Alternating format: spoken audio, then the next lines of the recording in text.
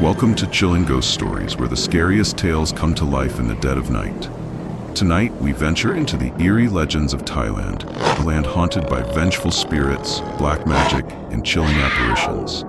Turn off the lights, put on your headphones, and prepare to face your deepest fears. Let's begin. Chapter 16, Between Gods and Demons.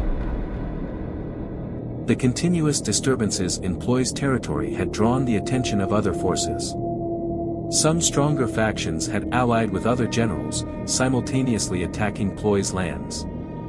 War broke out, and the death toll kept rising. Although Ploy's army was large, it lacked a skilled commander and had to split its forces to defend on two fronts, making the situation increasingly dire. This forced Ploy to separate a part of her body, transforming it into her likeness, and send it directly to the battlefield to fight.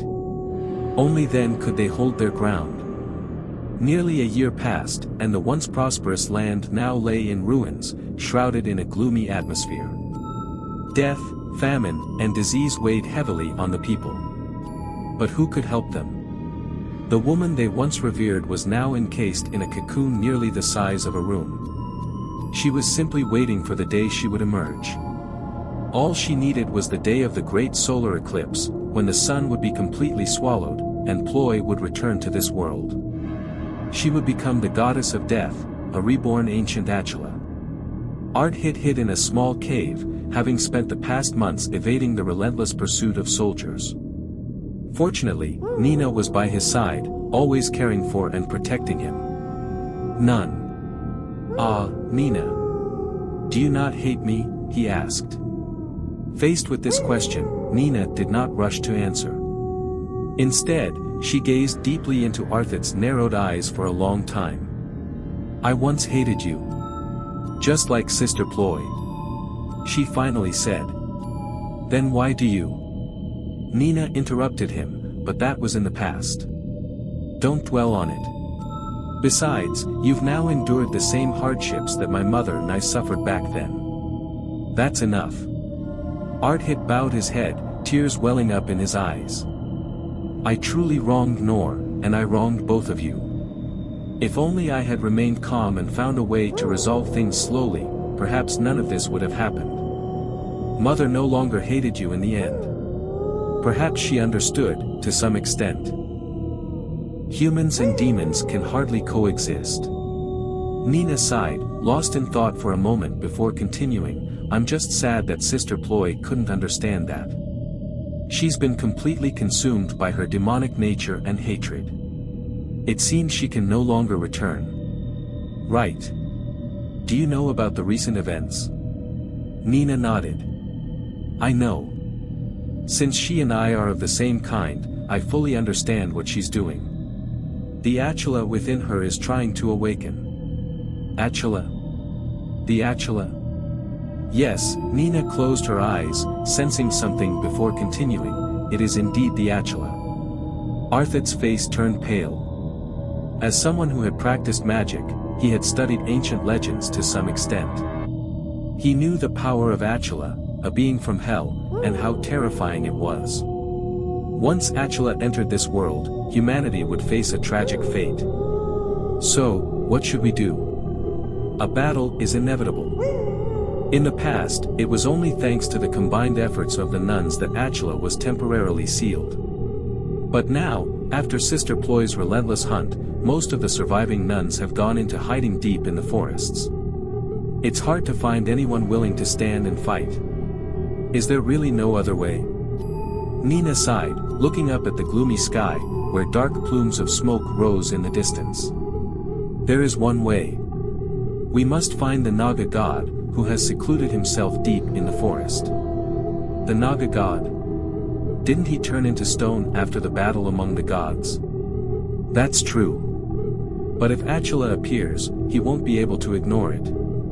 Because the Naga god is the embodiment of punishment for evil." Arthit remained silent for a long time before nodding. "My strength is gone. This matter now rests solely on you. Go. Save your sister's soul." Nina wanted to take her father with her, but she also understood that any delay might prevent them from stopping Atula's resurrection. She glanced at her father one last time before venturing deep into the forest, heading toward where the Naga god lay coiled, transformed into a mountain of stone. Outside the city, the fourth wave of troops broke through the last line of defense, charging forward like a storm. Ploy's army could no longer hold them back. Some soldiers fought desperately, while others threw down their banners and fled like a swarm of bees. "Capture her now," the commanding general shouted, pointing his blade toward Ploy, who sat majestically on her war elephant. The soldiers roared as they charged, but it was difficult to get close to her. Surrounding her were loyal golden-armored guards, and blood-red threads extended from her back, ensnaring anyone who approached and draining their blood. Ploy's entire body glowed a fiery red, striking fear into the soldiers, who no longer charged forward as boldly as before. "Leave her to me." The general riding an elephant thundered forward, his soldiers quickly making way. Ploy said nothing, her eyes locking with his. The moment their gazes met, darkness enveloped the general, and he felt as though he were floating in a void. What is this?" the general panicked, looking around. He could see nothing but darkness. "Where am I? Where am I? Ha ha ha. Ha ha ha." Laughter echoed around him, mocking him. It was undoubtedly Ploy's laughter. But where was she? Why couldn't he see her? He had been on the battlefield just moments ago. Why was he here now? "Do you want to live and return?" a voice asked. "Humph. I will kill you, you demon, Ploy. Ha ha ha. You can talk about killing me after you escape this place."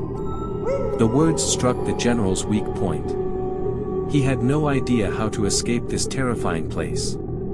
"Your demonic tricks won't work on me. I'll break your spell." He plucked 3 strands of hair from his head and wrapped them around his index finger. Clasping his hands together, he closed his eyes and began chanting. His body trembled as he struggled to break free from the darkness. "Ha ha ha. It's useless. Only I can release you."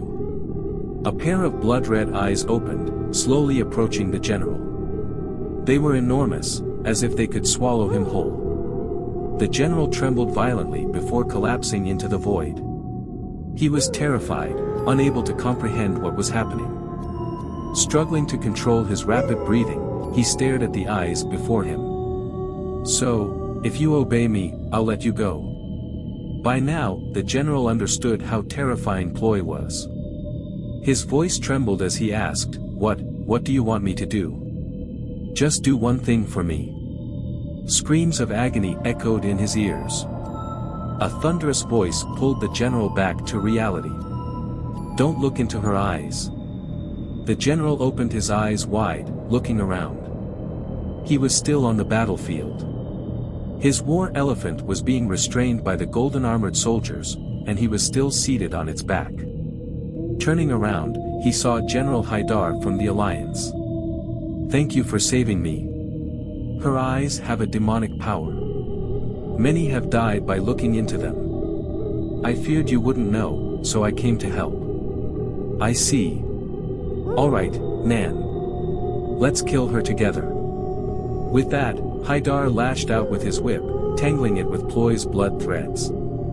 Nan took a deep breath, regaining his composure. He clasped his hands together, drew a line of blood on his blade, which was covered in runes, and shouted, "I will kill you." Nan leaped forward, bypassing the golden-armored soldiers, and swung his blade directly at Ploy. The sharp blade shattered her golden armor, splitting her body in 2. Blood gushed out, drenching Nan's face. Everyone was stunned, their eyes fixed on the scene. Nan looked up, watching as Ploy's body slowly dissolved into mud, but a mysterious smile remained on her lips. The golden-armored soldiers, now leaderless, were quickly overwhelmed and slaughtered. The battlefield fell silent, and Ploy's forces were completely annihilated. Cheers of victory erupted. "Did we win?" "Yes, Nan. This battle is ours. The other 3 fronts have also reported victories. We'll regroup and destroy her stronghold. That thing just now. Haidar looked down at the blood-red mud and said, "It's one of her demonic tricks. We encountered the same thing on the other fronts. She must be hiding in the city. Let's go." The 2 mounted their war elephants, gathered their troops, and headed north. Meanwhile, inside the general's mansion, 5 blood-stained officers knelt on the ground. Their faces showed clear signs of anxiety and exhaustion. They had been here for a long time. The sounds of clashing weapons from outside only added to their tension. One of them took a deep breath and spoke up. "General. The enemy has surrounded this place. Please give us orders." The room remained silent. The 5 officers bowed their heads, glancing at each other. "General." Still, there was no response. "Is he all right? It's been over 3 months since we last heard from him." "True. Even the servants have disappeared. The situation is critical. What should we do?" One of them stood up abruptly and said, "Enough. At this point, why should we still follow her? Surrender now if you want to live." "You. What about me? She's a monster. We only followed her because she was too powerful and killed General Conrason. Now is our chance to leave. If you stay, you'll die. Do as you wish." With that, he turned and stormed out. The remaining 4 looked at each other. He's not wrong. The situation is dire, and the general hasn't shown herself. We can't hold out on our own. Seeing the others waver, the one who left returned and said, "What are you waiting for? Leave her. We've done our part. Now it's time to save ourselves." "All right. If the general won't show herself, we'll leave too." The man who had left earlier was pleased that the others agreed. The 5 stood up and began to leave. But after a few steps, they felt something sticky under their feet, tightening with each step. They looked down in panic. It was blood. No, more accurately, it was countless blood threads sprouting from the ground. "What is this?" "Those things, they're draining our blood." By now, the 5 officers understood what was happening. They quickly knelt and begged for mercy. "We have sinned. Please spare us, General." There was no response. The silence was more terrifying than any words. The officers frantically kowtowed, but their pleas were met with hopeless silence. They knew the price they would pay for their betrayal. The blood threads, thin as hair, grew denser, clinging to their hands and faces, pulling them to the ground. "No. Please spare me." Their voices grew weaker as the threads drained their blood, turning them into desiccated corpses. The first one who tried to leave was fortunate to have his armor, which prevented the threads from fully attaching. He struggled to stand up. Once. Twice. On the 3rd attempt, he managed to rise, but he immediately screamed in agony. The skin on his face and hands had been completely stripped away, revealing raw, mangled flesh. Blood poured out, soaking the ground. His eyes bulged in terror as he looked at his hands, screaming uncontrollably before finally falling silent. His body dried up like the others and collapsed to the ground.